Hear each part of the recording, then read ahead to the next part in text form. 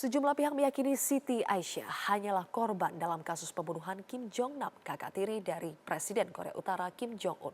Namun nantinya proses hukum yang adil tetap diperlukan untuk membuktikan status dan keterlibatan Siti Aisyah dalam kasus ini.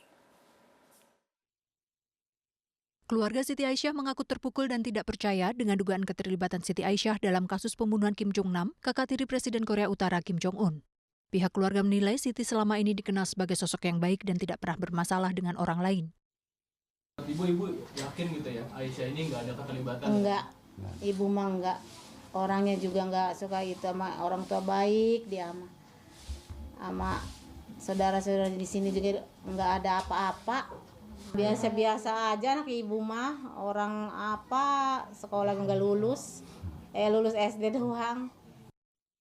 Wakil Presiden Yusuf Kala menduga Siti Aisyah hanyalah korban dan bukan agen seperti yang dituduhkan dalam polemik kasus pembunuhan Kim Jong Nam. Pemerintah Indonesia juga memastikan adanya bantuan hukum untuk Siti Aisyah yang saat ini ditahan oleh kepolisian Malaysia.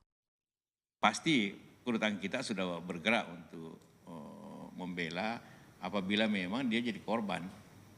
Tapi kalau dia katakanlah pelaku utama tentu lain soal. Walaupun dia pelaku tapi sebagai korban juga kan kalau kita lihat sekuennya.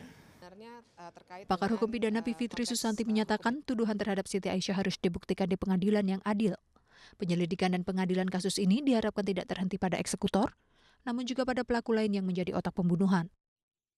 Memang dibutuhkan proses pengadilan dulu, begitu. Dan makanya proses pengadilannya harus lebih fair dan debatable ya, apakah di Indonesia sudah cukup baik atau tidak. Tapi saya kira bahwa dia harus dibawa ke sini dulu dan kemudian diadili, dan nanti kita minta lagi supaya betul-betul terbuka dan fair.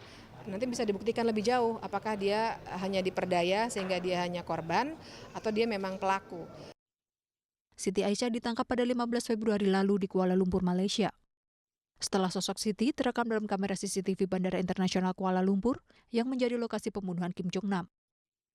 Selain Siti Aisyah, kepolisian Malaysia hingga kini telah menahan 3 orang tersangka lainnya, termasuk diantaranya seorang warga Korea Utara yang diduga menjadi otak pembunuhan.